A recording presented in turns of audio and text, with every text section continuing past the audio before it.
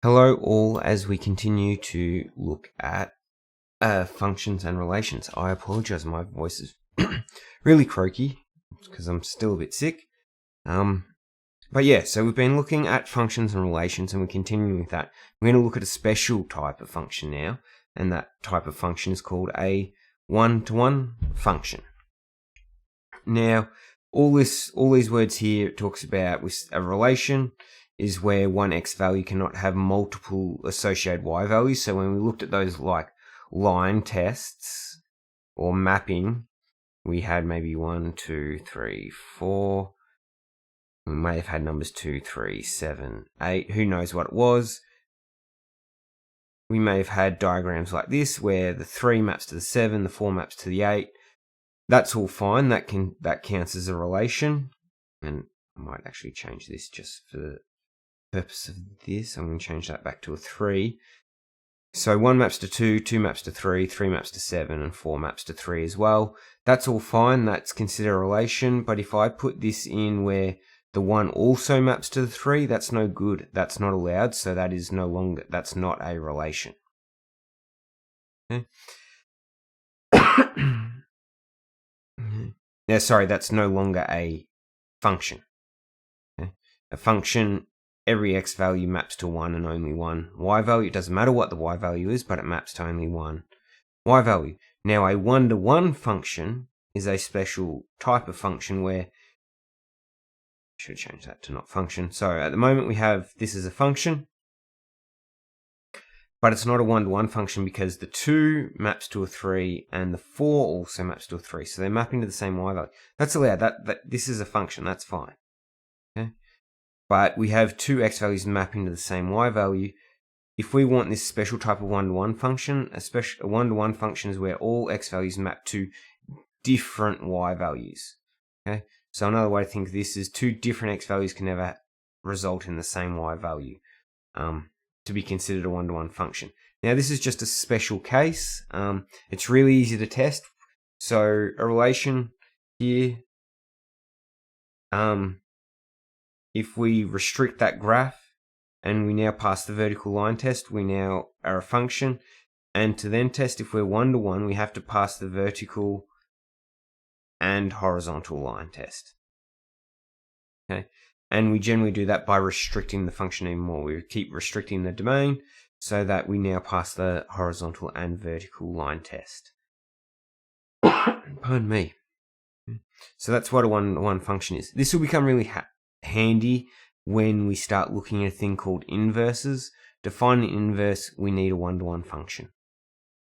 So let's continue with this. That's all it is. It has to pass the vertical line test like a normal function, but also now has to pass the horizontal line test.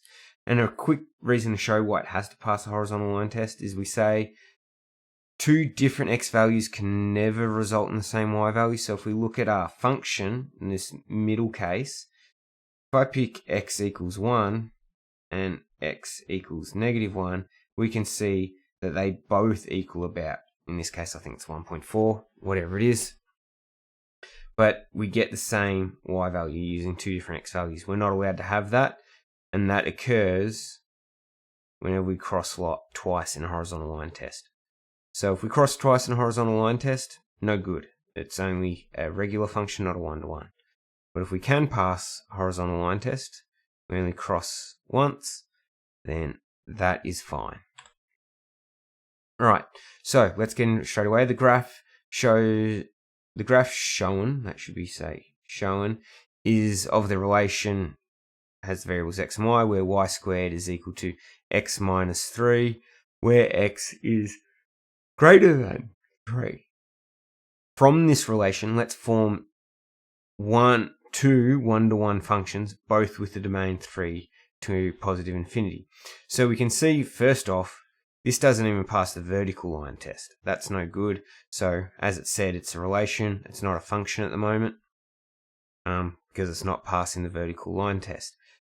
In this case, it's asking form 2 new functions. Okay, so form 2 new functions. How can I split this so it passes the vertical line test? Definitely. And then it also may pass the horizontal line test. Well, if I cut this relation in half, and let's say somehow ignore this, I can go, okay, well, passes, that's all fine. And this top section also passes. So it passes vertical and horizontal. So how can I rewrite this relationship so it's only the top bit? Well, let's look at that equation. That's a bit of a different equation we haven't seen before. It's y squared equals x minus 3. Okay. Which is a little bit weird. So we could rewrite this.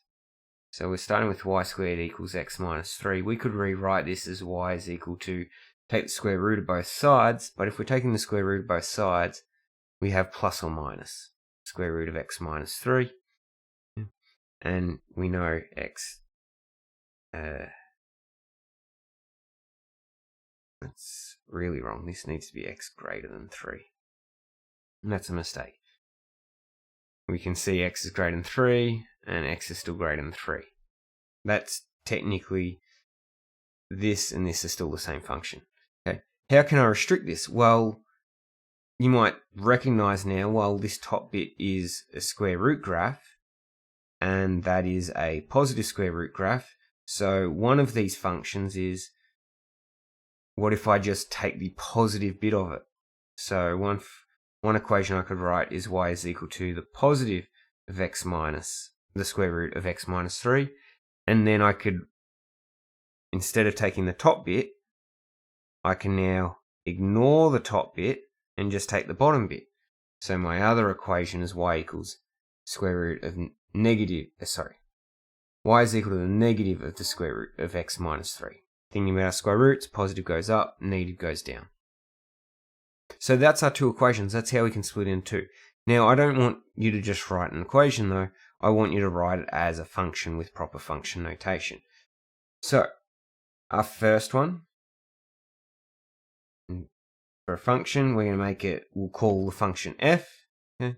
So, f of x, and if you want a reminder what our function notation, we need to say what our domain is, what our codomain is, and then the actual equation. So, we've named it f of x. What is our domain? Well, we're actually even told in the equation what our domain is. So we have from 3 up to positive infinity. Our codomain, like we talked about in a previous video, you can almost always just think of it as real. And then what is the actual equation? Well, f of x is equal to square root of x minus 3. Our second equation, let's call it something different, is g of x 3 to infinity. Codomain is real because that's technically all values it could possibly end up with for the y value, where g of x is equal to negative square root of x minus 3. So I've taken this relation, and by rearranging the equation a little bit and being really picky about it, I've now got two one-to-one functions that would pass. We think of the first case, passes the horizontal line test and passes the vertical line test by restricting what the equation is. Other examples are in your textbook. A lot are very similar to this one, where in this case the first domain is from -2 to 2. Okay, and that may have been written in some form that would be this x squared plus y squared is equal to, in this case the radius is 2 squared. So that's that. Going to the function, the domain is exactly the same. It's from -2 to 2, but we would rearrange that, so that's y equals 4 take away x squared and the square root of that, and you're just taking the positive side of it, because you'd start with y squared is equal to that, doing the rearrangement. Sorry, y is equal to plus or minus, and then we just want the top bit, so we take away the minus sign.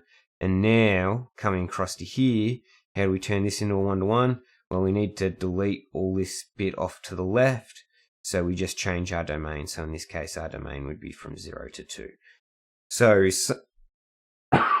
Sometimes we can make our restriction by changing the equation a little bit. Sometimes we can make the change by changing the domain. Lastly is implied or maximal domain. Now, we've previously talked about this with implied domains, but a refresh again. As with relations, for brevity, domains, unless they are unusually restrictive, are not written. So if we just had y equals, say, 1 on x, well, if it's not restricted to maybe something like 2 to 4, you're not gonna. Sorry, I should start again. If the domain was equal to real, then we're not expecting to always write it. Don't need to write. If it's just real, we just assume that it's going to be as big as it can be, and that's called the implied maximal domain. That is all real numbers that give meaning to the function. It's just assumed. Because this assumption comes from this sort of problem here, where 16 mapped to nothing. There was nothing here, so that was technically not a function. Now, if we go to our hyperbola, that problem we were looking at, technically, if I put in, let me just figure this out really quickly, x minus 5 is equal to 0, 5x is equal to 5 on 2. If I put x equals to 5 on 2 in there, this whole bit turns to 0, and we know we can't divide by 0. We have our asymptote there. This gives us no result. Okay? So technically, because of at x equals, sorry, I'm really struggling tonight. Because at x equals 5 on 2, this equation breaks. It is technically not a function. But we can assume that through the implied maximal domain idea, we're just going to assume, okay, actually our domain is equal to real except x equals 5 on 2. You just get to make that assumption. If it's written ever as like g of x or f of x with that function notation starting, you just get to assume, oh, technically we're not counting the numbers that make a break. We get to. So let's go through this really quickly. Okay, sketch g of x equals 1 on 2x minus 5. As I just showed, I'm going to let 2x minus 5 equal to 0. I'm making the bottom equal to 0 because I want to see what x value is going to make that break. So I get 2x is equal to 5, so I get x is equal to 5 on 2. So clearly it breaks at x equals 5 on 2, so that's the same as 2.5. So I get my asymptote at x equals 5 on 2. Nothing else has changed, so we also know that there's the regular asymptote at y equals 0. So we're going to get a hyperbola that looks like that. Now clearly we need to find what this intercept is. So I need to find my y-intercept. So I'm going to let x equals 0, so I get 1 on 2 by 0 minus 5. So I get y is equal to 1 on negative 5. So to make our scale work a little bit better, that would be about there. 1 on negative 5. Now, apologize for the poor shape, but that's the idea.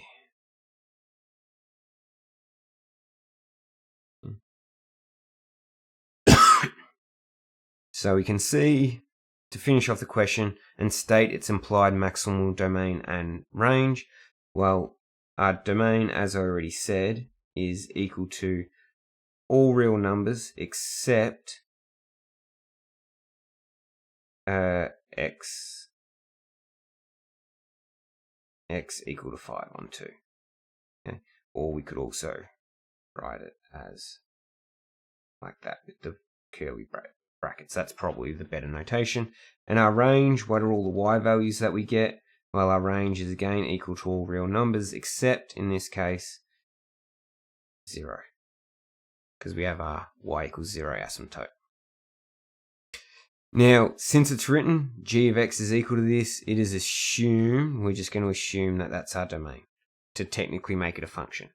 Because if we didn't assume this bit, we didn't assume we're excluding the asymptote, well, technically you could try and put that in, and then we'd get out an undefined section, which is just like this, 16, nothing's there, so technically it's not a function.